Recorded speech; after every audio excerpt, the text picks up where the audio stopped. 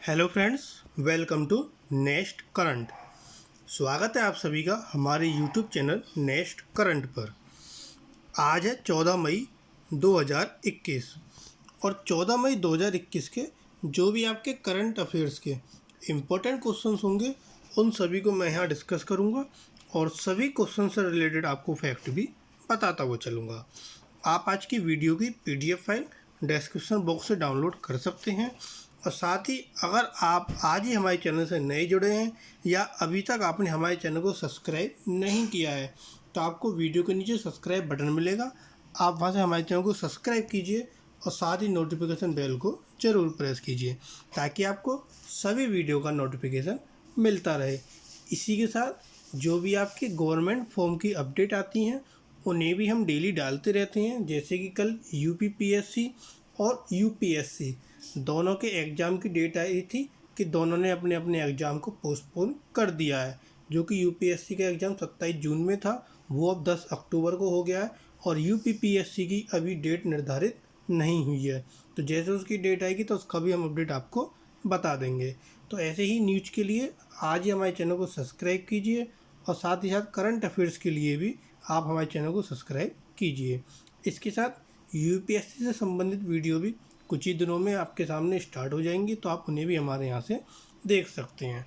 तो चलिए देरी ना करते हुए शुरू करते हैं आज के करंट अफेयर्स के इम्पोर्टेंट क्वेश्चंस। तो पहला क्वेश्चन है कि हाल ही में किस देश ने एजिस मिसाइल रक्षा प्रणालियों की कनाडा को बिक्री की मंजूरी दी? तो ये जो मंजूरी दी है यह अमेरिका ने दी है, ऑप्शन बी। कुल 4 लॉकहीड मार्टिन निर्मित एजिस मिसाइल की मंजूरी दी गई है जिनकी कीमत $1.7 बिलियन है। संभावित सौदा एजिस कॉम्बैट सिस्टम के 4 सेट, AN/SPY-7 रडार के 4 set, MK-41 vertical launching system के 3 सेट और इनके उपकरण और स्पेयर पार्ट और तकनीकी सहायता के लिए यह मंजूरी दी गई है। अब यह मंजूरी अमेरिका ने दी है, तो आइए अमेरिका के बारे में जानते हैं। यह है आपका अमेरिका, जो नॉर्थ अमेरिका और साउथ अमेरिका है। अमेरिका की जो ये नीचे दिया है ये अमेरिका का आपको फ्लैग दिया गया है और जहाँ की राजधानी है वॉशिंगटन DC। अमेरिका की मुद्रा है डॉलर और ये अमेरिका के राष्ट्रपति हैं जो बिडेन और ये उपराष्ट्रपति हैं कमला हैरिस। अगला क्वेश्चन, हाल ही में कौन सभी सिंथेटिक कैनबिनॉइड्स को प्रतिबंधित दवाओं की सूची में शामिल करेगा? तो कौन करेगा शामिल? वो करेगा चीन, ऑप्शन बी चीन। यह उनके विनिर्माण, तस्करी और दुरुपयोग पर अंकुश लगाने वाला विश्व का पहला देश बन जाएगा। कौन? चीन। यह दूसरी बार है जब चीनी अधिकारियों ने किसी पदार्थ पर एक वर्ग व्यापी प्रतिबंध लगाया है।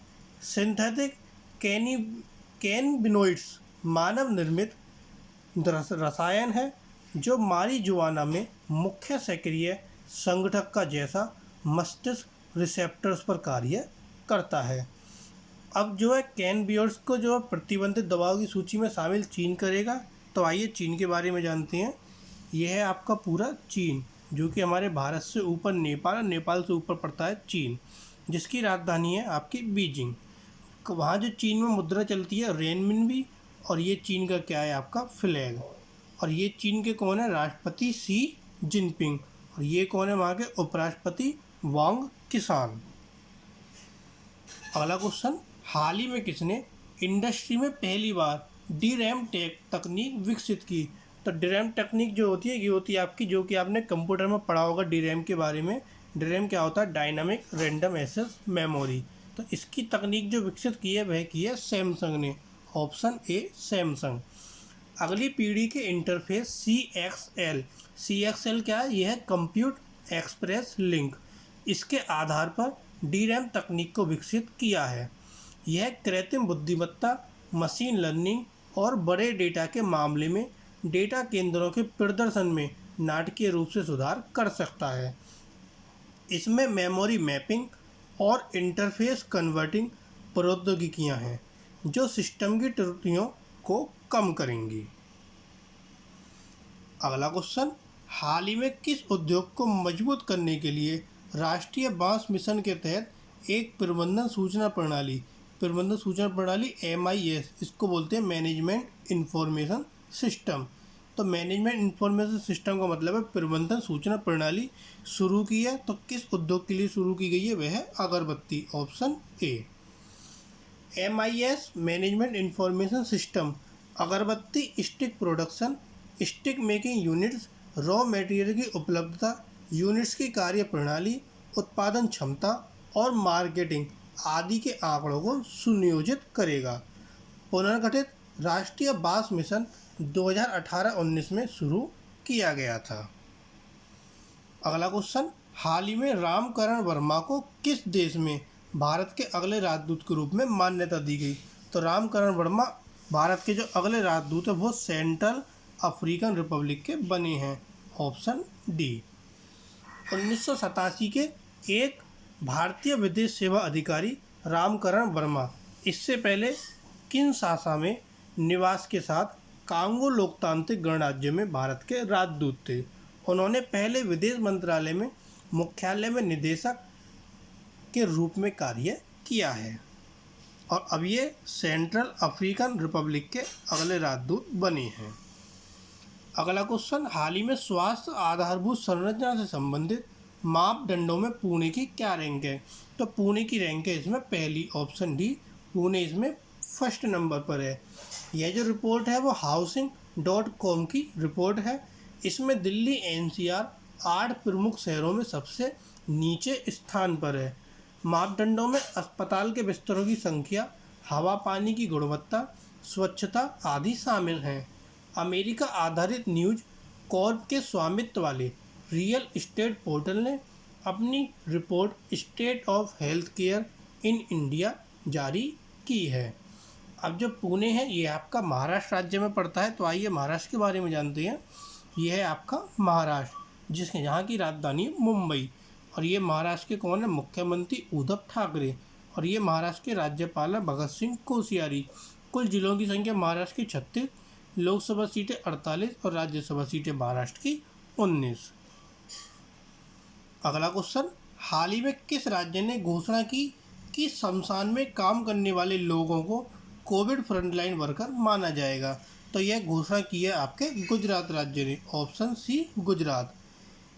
उन्हें कोविड फ्रंटलाइन वर्कर तो माना जाएगा, इसी के साथ यदि उनकी वायरस से संक्रमण होने के कारण मृत्यु हो जाती है तो उनके परिवार को 25 लाख रुपए के साथ साथ सभी संबंधित लाभ भी मिलेंगे। वे अप्रैल 2020 से पूर्वव्यापी रूप से लाभ के लिए पात्र होंगे जब से इनका प्रकोप शुरू हुआ था। यह घोषणा अब हुई है, लेकिन ऐसे जो शमशान में काम कर रहे थे तो वो अप्रैल 2020 के बाद से जो भी लोगों की जिनकी मृत्यु हुई होगी उन सभी परिवार वालों को 25 लाख रुपए के साथ साथ जो और लाभ हैं वो भी साथ में दिए जाएंगे। बेशक ये गुजरात सरकार ने घोषणा आज करी है। तो आइए गुजरात के बारे में जानते हैं। ये है आपका गुजरात, यहाँ की राजधानी गांधीनगर। वहाँ के जो मुख्यमंत्री हैं विजय रूपानी और राज्यपाल आचार्य देवव्रत। कुल जिलों की संख्या 33, लोकसभा सीटें 26 और राज्यसभा सीटें 11। ये है मुख्यमंत्री विजय रूपानी और ये राज्यपाल है आचार्य देवव्रत। अगला क्वेश्चन, हाल ही में किसने कोविड संबंधित दवाओं और उपकरणों की सत्यापित खोज के लिए co-aid.in शुरू किया या शुरू की है? तो co-aid.in वेबसाइट शुरू की है ओके क्रेडिट ने, ऑप्शन सी ओके क्रेडिट। यह जो पोर्टल है पूछताछ करने के लिए स्टोर के संपर्क नंबर के अलावा पूरे भारत में दवाओं की उपलब्धता संबंधित वास्तविक समय की जानकारी प्रदान करता है।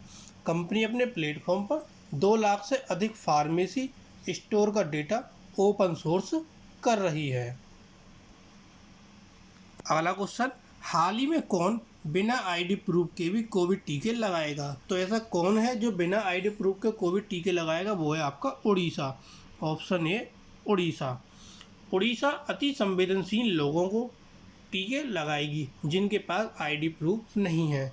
इस कदम से राज्य की पूरी आबादी को टीके लगाने में मदद मिलेगी। उड़ीसा के जिला अधिकारी उचित तैयारियां करेंगे जिसमें ऐसे व्यक्तियों को सूची तैयार की जाएगी। जो जिलाधिकारी हैं वो ऐसी सूची को तैयार करेंगे। अब उड़ीसा राज्य ने यह घोषणा की है, तो आइए उड़ीसा के बारे में पढ़ते हैं। यह है आपका उड़ीसा, जहाँ की राजधानी भुवनेश्वर, और ये उड़ीसा के मुख्यमंत्री हैं नवीन पटनायक और ये राज्यपाल हैं प्रोफेसर गणेशी लाल माथुर। कुल जिलों की संख्या 30, लोकसभा सीटें 21 और राज्यसभा सीटें उड़ीसा की 10। अगला क्वेश्चन, हाल ही में हिमालयी लाल लोमड़ी की उप प्रजाति को उत्तराखंड के किस जिले में देखा गया? तो उत्तराखंड के इसे पिथौरा जिले में देखा गया। Option B Pithoragarh. इसे 3000 मीटर की ऊंचाई पर देखा गया। वल्प्स ग्रिफिथ के रूप में जाने वाली प्रजाति मुनस्यारी के भुजानी और खलिया शीर्ष क्षेत्रों में 3000 मीटर की ऊंचाई पर देखी गई। हाल के वर्षों में लंबे समय तक संरक्षण प्रयासों के परिणाम स्वरूप हिमालयी क्षेत्र में इतनी ऊंचाई पर लाल लोमड़ी की कम से कम 8 उप प्रजातियाँ देखी गई हैं। अब यह प्रजाति उत्तराखंड में देखी गई है, तो आइए उत्तराखंड के बारे में जानते हैं। ये है आपका उत्तराखंड, जहाँ की राजधानी है देहरादून। वहाँ के जो मुख्यमंत्री तीरथ सिंह रावत से पहले मुख्यमंत्री कौन थे? त्रिवेंद्र सिंह रावत, जिन्होंने इस्तीफा दे दिया था। और ये कौन है? वहाँ की राज्यपाल बेबी रानी मौर्य। कुल जिलों की संख्या उत्तराखंड की 13, लोकसभा सीटें 5 और राज्यसभा सीटें 3। अगला क्वेश्चन, हाल ही में किस परिवहन विभाग ने मुख्यमंत्री ग्राम पंचायत योजना के तहत एम्बुलेंस खरीद पर सब्सिडी की घोषणा की? तो एम्बुलेंस खरीद पर सब्सिडी की घोषणा की है बिहार राज्य ने। Option C. सब्सिडी 1068 एम्बुलेंस की खरीद पर प्रदान की जाएगी, जिसमें राज्य से 21 करोड़ रुपए का खर्च होगा। इससे पहले केवल 3 या 4 व्हीलर यात्री वाहनों की खरीद पर सब्सिडी की पेशकश की गई थी। अब यह घोषणा बिहार राज्य ने की है, तो आइए बिहार के बारे में पढ़ते हैं। ये है आपका बिहार, जहाँ की राजधानी है पटना। बिहार के मुख्यमंत्री नीतीश कुमार, बिहार के राज्यपाल फागू चौहान। कुल जिलों की संख्या 38, लोकसभा सीटें 40 और राज्यसभा सीटें बिहार की 16। अगला क्वेश्चन, हाल ही में गोपाल कृष्ण गोखले की कौन सी जयंती मनाई गई? तो गोपाल कृष्ण गोखले की अभी हाल ही में 155वीं जयंती मनाई गई। Option D. 9 मई को इनकी 155वीं जयंती मनाई गई। वह भारतीय राष्ट्रीय आंदोलन के संस्थापक नेताओं में से एक थे। वह एक बुद्धिमान, उदार राष्ट्रवादी थे, जिन्होंने सामाजिक सशक्तिकरण के लिए उत्कृष्ट योगदान दिया। गोपाल कृष्ण गोखले ने 12 जून 1905 को महाराष्ट्र के पुणे में सर्वेंट्स ऑफ इंडिया सोसाइटी की स्थापना की थी। अगला क्वेश्चन, हाल ही में किसने गूगल की नई यूट्यूब सेवा शॉर्ट्स के साथ वैश्विक लाइसेंसिंग समझौते पर हस्ताक्षर किए? तो गूगल की जो नई यूट्यूब सेवा है शॉर्ट, जिसको हम यूट्यूब शॉर्ट्स बोलते हैं, उसके साथ हस्ताक्षर किसने किए? म्यूजिक लेवल टिप्स ने। Option B. इस सौदे के हिस्से के रूप में जो म्यूजिक लेवल टिप्स है, वो यूट्यूब को अपनी संगीत सूची का लाइसेंस देगा, जिससे भारतीय संगीत प्रेमी विभिन्न भाषाओं में इसकी लाइब्रेरी से प्रेरित सामग्री बना सकेंगे। यूट्यूब की शॉर्ट्स एक ऐसी सेवा है जो उपयोगकर्ताओं और कलाकारों को शॉर्ट्स कैमरा के माध्यम से शॉर्ट वीडियो कंटेंट बनाने में सक्षम बनाती है। अगला क्वेश्चन, हाल ही में विश्व बैंक की रिपोर्ट के अनुसार किस देश को सबसे अधिक प्रेषण प्राप्त हुआ? तो सबसे अधिक प्रेषण प्राप्त हुआ भारत को। Option C. भारत को 2020 में प्रेषण में $83 बिलियन से अधिक प्राप्त हुए, जो कि 2019 से सिर्फ 0.2% कम है।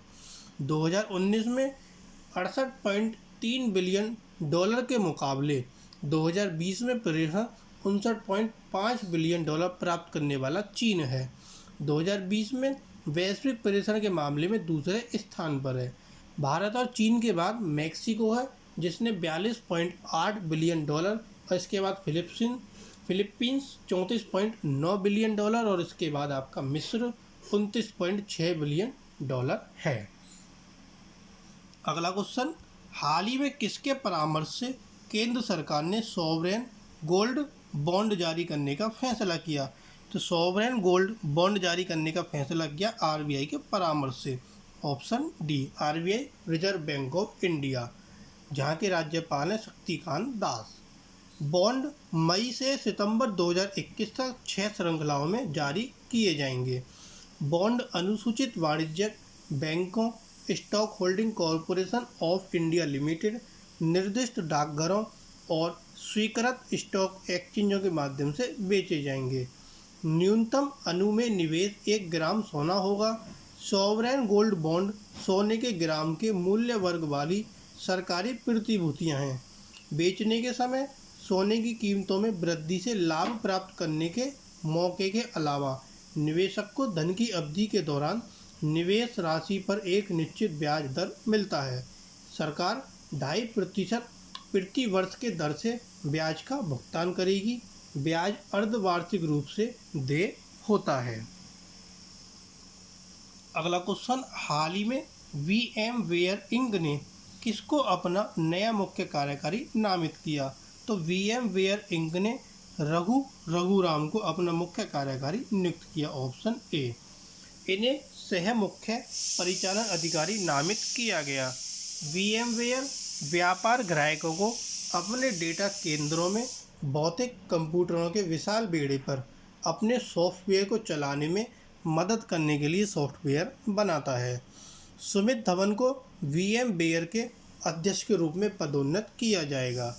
फरवरी 2021 में रघुराम के पूर्ववर्ती पैट जेलसिंगर को इंटेल कॉर्प का मुख्य कार्यकारी नामित किया गया था। अगला क्वेश्चन, हाल ही में किस देश ने ब्रिक्स 2021 का अध्यक्ष पद संभाला? तो ब्रिक्स 2021 का अध्यक्ष पद संभाला है भारत ने, ऑप्शन ए भारत। श्रम और रोजगार की सचिव अपूर्वा चंद्रा ने 11 और 12 मई 2021 को नई दिल्ली में आभासी प्रारूप में आयोजित पहली ब्रिक्स एम्प्लॉयमेंट वर्किंग ग्रुप बैठक की अध्यक्षता की। अंतर्राष्ट्रीय श्रम संगठन और अंतर्राष्ट्रीय सामाजिक सुरक्षा एजेंसी के प्रतिनिधियों ने भी कार्यसूची के मुद्दों पर महत्वपूर्ण कार्य किए और सुझाव दिए। अब ये जो आपका ब्रिक्स है, इसकी फुल फॉर्म क्या होती है? इसकी फुल फॉर्म होती है आपकी BRICS, B for Brazil, R for Russia, I for India, C for China and S for South Africa. तो आइए ब्रिक्स के बारे में जानते हैं। ये है आपका ब्रिक्स, जिसकी स्थापना हुई थी जून 2006 में। और वैसे ये फॉर्म, इसकी फाउंड तो ये जून 2006 में हुआ था, लेकिन ये बना कब था? जून 2009 में। इसका हेडक्वार्टर है शंघाई, चाइना में। ये ब्रिक्स की फुल फॉर्म में ये Brazil, B for Brazil, Brazil का ये आपको फ्लैग दिया गया, और जहाँ के राष्ट्रपति हैं जेर बोल्सोनारो। आर फॉर रसिया, ये रसिया का फ्लैग है, और वहाँ के जो राष्ट्रपति हैं व्लादिमीर पुतिन। इंडिया का फ्लैग, इंडिया के राष्ट्रपति रामनाथ कोविंद। इसके बाद चाइना का फ्लैग, और चाइना के राष्ट्रपति सी जिनपिंग। इसके बाद साउथ अफ्रीका का फ्लैग, और साउथ अफ्रीका के राष्ट्रपति हैं साइरिल रामाफोसा। तो ये थे आपके ब्रिक्स, BRICS। इसके बाद, इससे पहले इसका नाम था खाली ब्रिक, BRIC। इसमें एस जो है बाद में जुड़ा है, वो बाद में कब जुड़ा है? तो आइए देखिए, पढ़ते हैं इस लाइन को भी। इंडक्शन का मतलब होता है add of South Africa in 24 December 2010 in BRIC and then after called BRICS. इसका मतलब है कि जो साउथ अफ्रीका था उसको 24 दिसंबर 2020 में ब्रिक में जोड़ा गया था। जब इस ब्रिक में इसको जोड़ा गया था तो इसके बाद यहाँ पर एस और लग गया था, तो ये हो गया था आपका ब्रिक्स, BRICS। तो ये थे ब्रिक्स के बारे में, जिसकी ब्रिक्स की फुल फॉर्म क्या थी, ये ब्रिक्स के फ्लैग थे, और ये ब्रिक्स के सारे राष्ट्रपति के नाम थे। अगला क्वेश्चन आता है कि हाल ही में किस राज्य में वर्तमान में कोविड से माता पिता को खो चुके वाले छात्रों को मुफ्त शिक्षा प्रदान की जाएगी? तो ऐसा कौन सा राज्य है जिस राज्य में जो बच्चे हैं, अगर उन्होंने अपने माता पिताओं को कोरोना के कारण खो दिया है, तो उन बच्चों को मुफ्त शिक्षा जो प्रदान की जाएगी वो की जाएगी मध्य प्रदेश राज्य में, ऑप्शन बी। इसके अलावा उन्हें उनकी पुस्तकों के लिए और अन्य आवश्यकताओं के लिए 5,000 रुपये की मासिक पेंशन भी दी जाएगी। सरकार उन लोगों को सरकारी गारंटी पर ऋण प्रदान करेगी जो आगे कार्य करना चाहते हैं। अब यह घोषणा मध्य प्रदेश ने की है, तो मध्य प्रदेश के बारे में जानते हैं। ये है आपका मध्य प्रदेश, जहाँ की राजधानी भोपाल। ये मध्य प्रदेश के मुख्यमंत्री शिवराज सिंह चौहान और की राज्यपाल आनंदीबेन पटेल। कुल जिलों की संख्या 55, लोकसभा सीटें 29 और राज्यसभा सीटें आपकी 11। अगला क्वेश्चन आता है, हाल ही में प्रधानमंत्री किसान सम्मान निधि के तहत पात्र लाभार्थियों को प्रतिवर्ष कितना लाभ प्रदान किया जाएगा। तो प्रधानमंत्री किसान सम्मान निधि के तहत जो पात्र लाभार्थी हैं इनको प्रतिवर्ष 6,000 रुपये लाभ प्रदान किया जाएगा। Option C 6,000। 14 मई को इसकी 8वीं किस्त जारी होगी। यह 9.5 करोड़ से अधिक लाभार्थी किसान परिवारों को 19,000 करोड़ रुपए से अधिक का स्थानांतरण करने में सक्षम करेगा। इस योजना के तहत जो पात्र लाभार्थी है इनको प्रति वर्ष 6,000 रुपये का वित्तीय लाभ प्रदान किया जाता है, जो 3 से 4 मासिक किस्तों में देय होता है। अगला क्वेश्चन, हाल ही में बैंक बोर्ड ब्यूरो ने ओरिएंटल इंश्योरेंस में महाप्रबंधक के रूप में किसे चुना। तो ओरिएंटल इंश्योरेंस में महाप्रबंधक के रूप में चुनी गई हैं Aarti Mathur. Option D. Bank board bureau ने 3 राज्य स्वामित्व वाली कंपनी के महाप्रबंधक और निदेशकों के पद के लिए सत्यजीत त्रिपाठी, YK सिमरे और सोफिया सिंह के नामों की सिफारिश की है। कंपनियां new India assurance company, United India insurance company and general insurance corporation of India हैं। ओरिएंटल इंश्योरेंस में महाप्रबंधक के रूप में आरती माथुर को चुना गया है। PSB के लिए कर्मियों की सिफारिश करने के अलावा ब्यूरो को सरकारी स्वामित्व वाली बीमा कंपनियों में निदेशकों की नियुक्ति के लिए कर्मियों की सिफारिश करने का काम भी सौंपा गया है। अब ये जो मैंने ऊपर बताया था कि जो 3 राज्य स्वामित्व वाली कंपनी के जो महाप्रबंधक और निदेशक हैं उनको चुना गया है। सबसे पहले आते सत्यजीत त्रिपाठी, तो इनको न्यू इंडिया एश्योरेंस के लिए चुना गया। इसके बाद YK सिमरे, इनको यूनाइटेड इंडिया इंश्योरेंस के लिए चुना गया। इसके बाद सोफिया सिंह, इनको general insurance corporation of India के लिए चुना गया। और ओरिएंटल के लिए किसको चुना गया, आरती माथुर को। तो ये 4 कंपनियां हैं और चारों के ही अलग अलग कौन है महाप्रबंधक चुने गए हैं, तो इन्हें आप याद रखना। तो ये थे आपके आज के करंट अफेयर्स के क्वेश्चन, जो कि इम्पोर्टेंट क्वेश्चन थे जिनको मैंने यहाँ पर कराया है। इसी के साथ आता है आज का क्वेश्चन ऑफ टुडे। आज का आपके लिए प्रश्न है जिसका आंसर आपको कमेंट बॉक्स में बताना है कि हाल ही में किस बैंक को RBI के अधिनियम की दूसरी अनुसूची से बाहर कर दिया। तो कौन सा बैंक था जिसको RBI की दूसरी अनुसूची से बाहर कर दिया। 4 ऑप्शन आपको दिए गए हैं, आपको एक आंसर कमेंट बॉक्स में बताना है। इसके साथ जो कल क्वेश्चन पूछा गया था कि हाल ही में किस बैंक और CSC ने चैटबॉट ईवा लॉन्च किया। तो चैटबॉट ईवा लॉन्च किया HDFC बैंक के साथ मिलकर। Option C. तो ये थे आपके आज के करंट अफेयर्स के इम्पोर्टेंट क्वेश्चन। आपको वीडियो पसंद आए तो प्लीज़ हमारी वीडियो को लाइक करें, शेयर करें, कमेंट करें और अगर आपने चैनल सब्सक्राइब नहीं किया है तो आज ही हमारे चैनल को सब्सक्राइब करें। इसके साथ हम अपने कम्युनिटी टैब पर जो डेली मोटिवेशनल थॉट्स होते हैं वो भी देते रहते हैं। इसके साथ 1 पेज करंट अफेयर्स भी प्रोवाइड कराते हैं, कुछ भी प्रोवाइड कराते हैं। इसी के साथ साथ जो करंट अफेयर्स की लेटेस्ट वीडियो होती है उसको भी हम अपने कम्युनिटी टैब पर प्रोवाइड कराते हैं। तो आप हमारे साथ जुड़े रहिए। इसके साथ UPSC की वीडियो भी कुछ ही दिनों में फिर से शुरू होने जा रही हैं, तो उन्हें भी आप हमारे साथ देख सकते हैं। मटेरियल आपको UPSC का ऐसा मिलेगा कि आपको इस वीडियो के अलावा कोई और वीडियो देखने की भी ज़रूरत नहीं पड़ेगी। एक ही वीडियो में हम आपके लिए उस टॉपिक से रिलेटेड सारी चीज़ें कवर करेंगे। तो कुछ ही दिनों में आपके लिए UPSC की वीडियो भी आएगी और आप हमारे साथ फेसबुक, इंस्टाग्राम, टेलीग्राम पर भी जुड़ सकते हैं। सभी पर आपको सिर्फ सर्च करना है नेक्स्ट करंट 11। Thank you.